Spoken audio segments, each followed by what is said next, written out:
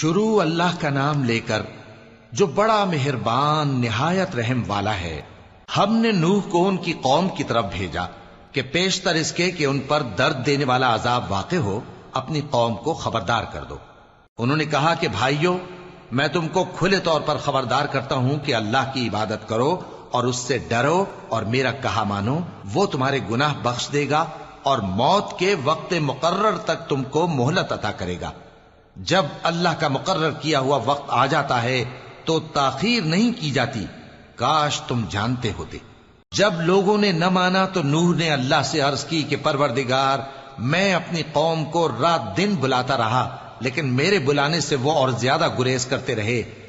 جب میں نے ان کو بلایا کہ توبہ کریں اور تو ان کو معاف فرمائے تو انہوں نے اپنے کانوں میں انگلیاں دے لی اور اپنے اوپر کپڑے اوڑھ لیے اور اڑ گئے اور خوب تکبر کرنے لگے۔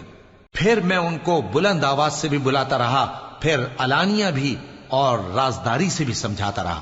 پھر میں نے کہا کہ اپنے پروردگار سے معافی مانگو کہ وہ بڑا معاف کرنے والا ہے۔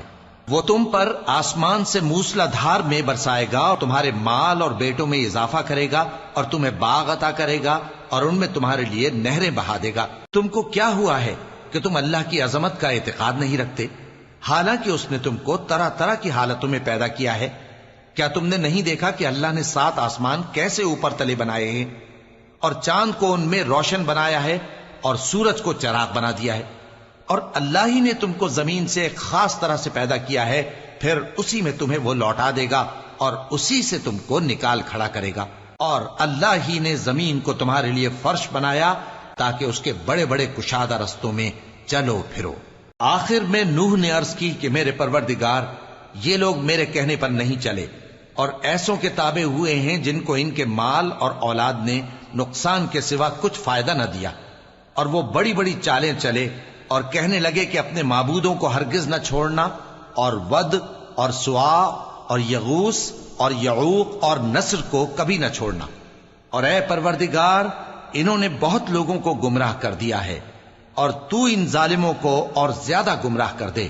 آخر وہ اپنے گناہوں کے سبب پہلے غرقاب کر دیے گئے، پھر آگ میں ڈال دیے گئے تو انہوں نے اللہ کے سوا کسی کو اپنا مددگار نہ پایا۔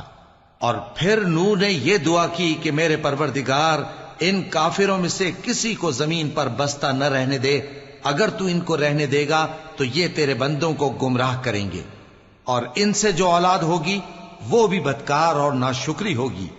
اے میرے پروردگار، مجھ کو اور میرے ماں باپ کو اور جو ایمان لا کر میرے گھر میں آئے اس کو اور تمام ایمان والے مردوں اور ایمان والی عورتوں کو معاف فرما اور ظالم لوگوں کے لیے اور زیادہ تباہی بڑھا۔